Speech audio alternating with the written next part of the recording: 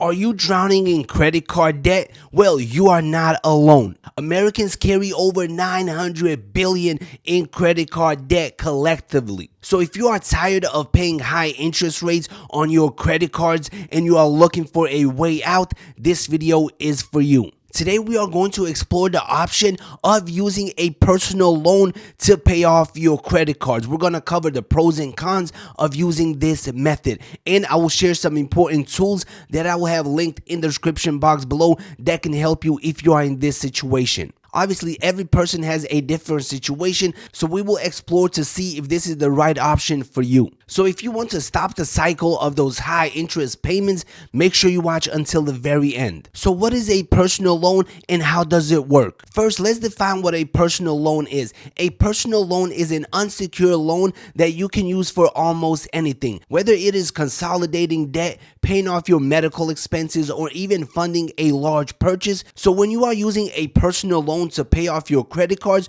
you are simply paying off one debt with another. But the trick is to get a personal loan that has a lower interest rate. So let's say your credit card is charging you 30% interest rate, but if you get a personal loan, it might charge you 5%, 10%. So you are automatically saving 20% in interest, which is huge when it comes to a credit card, and over time it will definitely add up. Saving 20% on interest is a huge deal, and it might help you pay off your loan 10 times faster. So ask yourself, if you had $5,000 in credit card debt and the credit card company was charging you 30% interest, but the second option is to have $5,000 on a personal loan where you are only paying 7% interest, which one is better? Obviously, the personal loan, simply because the interest is way lower. So I've included one of my favorite websites in the description box below. If you use that site, you'll be able to find the personal loan for you,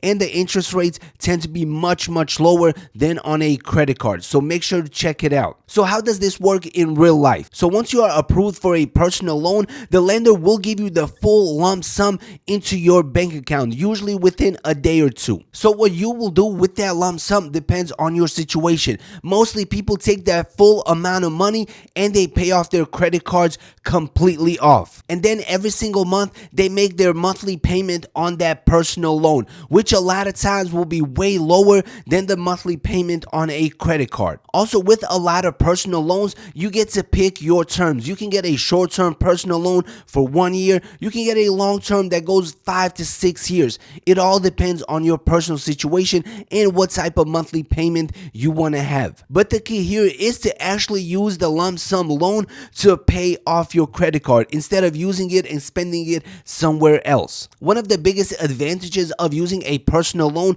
to pay off your credit card debt is the money that you'll be saving on interest. Here's a perfect example of how much money you can potentially save. Let's say you have $10,000 in credit card debt with an interest rate of 20%.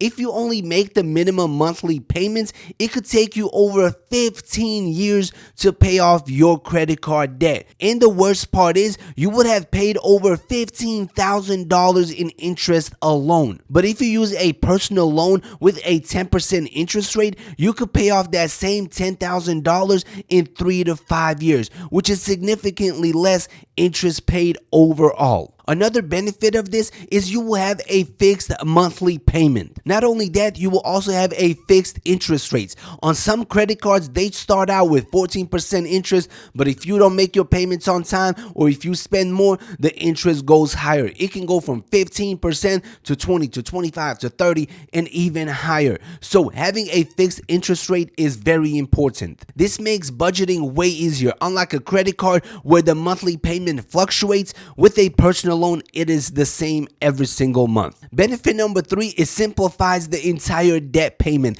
Instead of having 5 or 6 credit cards and worrying about making payment on every single month, if you use a personal loan to pay all 5 of those off, now you only have one payment to worry about. Instead of having multiple cards, multiple accounts, it just makes everything a lot simpler and easier. And now let's quickly talk about the pros and cons. Let's start out with the pros. pros. Pro number one, save money on interest. As we mentioned earlier, one of the biggest advantages of using a personal loan is the potential to save money on interest. Lower interest rates can mean paying thousands less over time.